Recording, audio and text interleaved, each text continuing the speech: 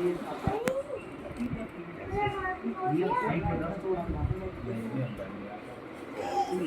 आज हमारी भांजी का बर्थडे है और आज मना रहा है। जब केक कटेगा मैं आपको रात को जब भी वीडियो बना के दिखाऊंगी। हैं? बजा लो? नहीं, हमने नहीं बजाया आज। लो इसमें, हाँ इसमें तो बहुत शक्ति लगे।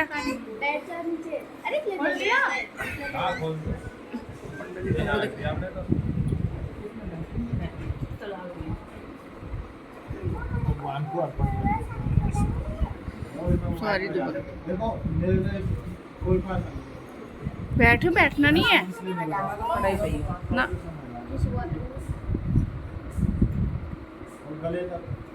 कोशिश कर लो। मैं घुटना नहीं चला सकता, बड़ा नहीं बुला सकता, मैं डुबकी नहीं लगा सकता, पूरा घुमा। मैं शंकर को छूना, शंकर को नहीं छू सकता नहीं।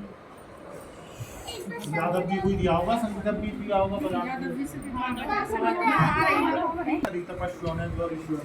लेकिन किसी कारणवश वो भंग हो गई तो उसका कोई फल नहीं मिला। तो 1000 वर्ष उसके व्यतीत गए।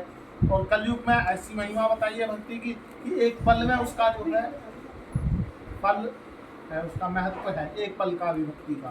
लेकिन जब वो सच्चे मन से हो, ठीक है।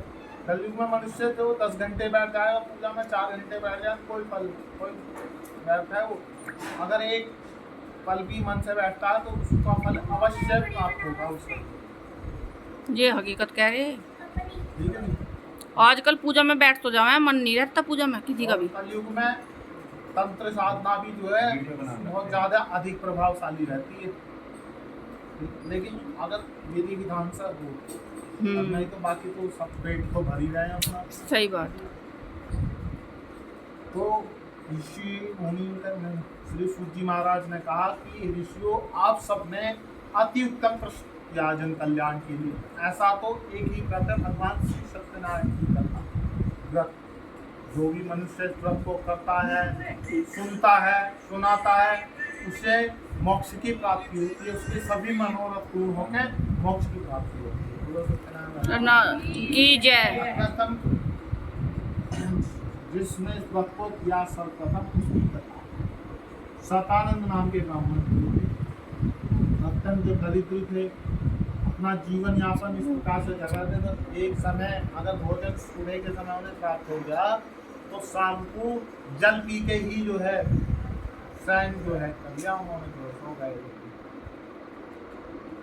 वो भिक्षा के लिए मारे फिरते थे। एक दिन सत्यनारायण को ब्राह्मणों से प्रेम करने वाले सत्यनारायण भगवान को उनकी दया, पंडित जी थोड़ा सा तेज बोल के बताओ।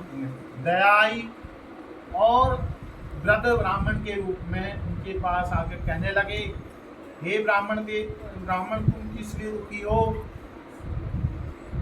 तब ब्राह्मण ने कहा, हे ब्राह्मण देवता, आप मेरे पास में कोई जीवन यापन करने के लिए कोई उचित साधन नहीं है, ना तो खेती कृषि है और ना कोई राजा के दरबार में नौकरी है, ना कोई व्यापार है उचित।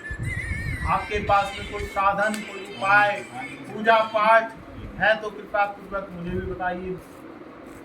ब्राह्मण ने कहा, भगवान श्री सत्यनारायण की कथा करो। इस व्रत के करने से तुम्हें सभी जो है मनोरथ प्राप्त होंगे और वैकुंठ की प्राप्ति होगी। सब विधि विधान बतलाकर ब्राह्मण आगे कुछ दूर आगे चलकर अंतर ध्यान हो गए। और रात में ब्राह्मण को नींद भी नहीं आई।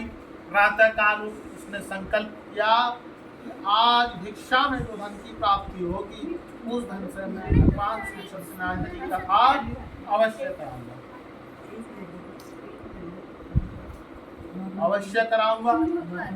भिक्षा में पहले दिनों के मुकाबले तो पूरे जीवन में भी कभी इतना धन प्राप्त नहीं हुआ था, इतना अधिक धन प्राप्त हुआ उसको। और बड़े प्रसन्न मन से पूजा सामग्री एकत्रित की,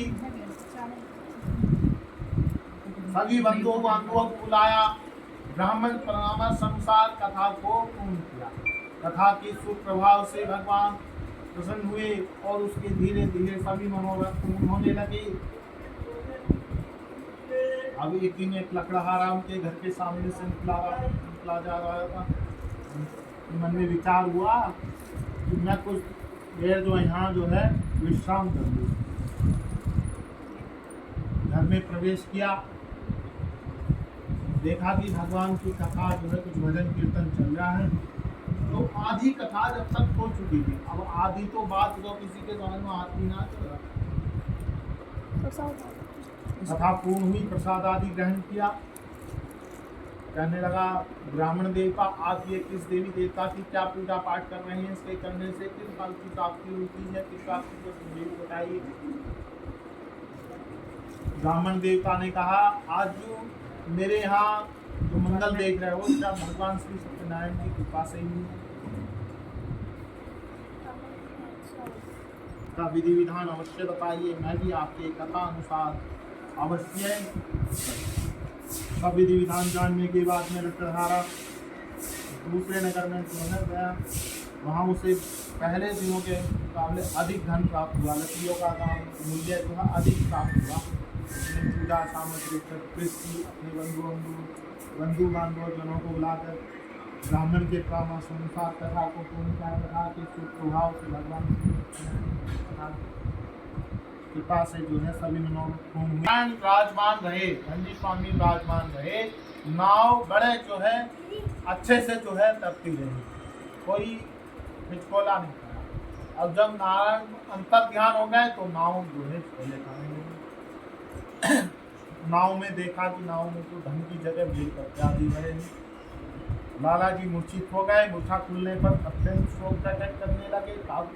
दामाद ने कहा, आप शोक क्यों करते हो, यह सब हमारे असत्य बोलने का ही फल है। हमें दंडी स्वामी की चरण में चलना चाहिए, क्योंकि हमारे अपराधों को क्षमा कर सकते। लाला जी कभी किसी तीर्थ पे, कभी किसी जो है अपनी प्रजा का पालन करने में कुंभध्वज नामक एक राजा थे। माया के वश होकर एक दिन जो है आखेट के लिए वन में पहुंचे। वहां कुछ पार करके विश्राम करने लगे।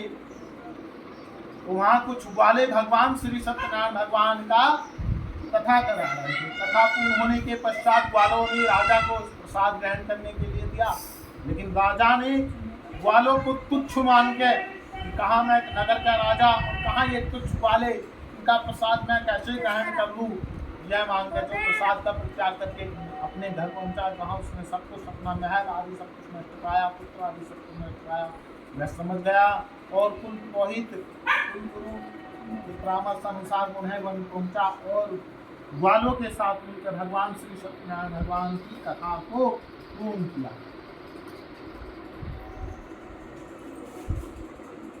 कथा को पूर्ण किया, प्रसाद आदि ग्रहण किया। तत्पश्चात पहले जैसा था सब कुछ पुनः हो गया, सब कुछ ठीक ठाक हो गया और सभी शोकों का सुखों का साथ भगवान की जय। अच्छा ज्यादा बोलेगा उसी की काटेगा। क्या? देखो गया। अच्छा बड़े आपके पास ये भी ऐसे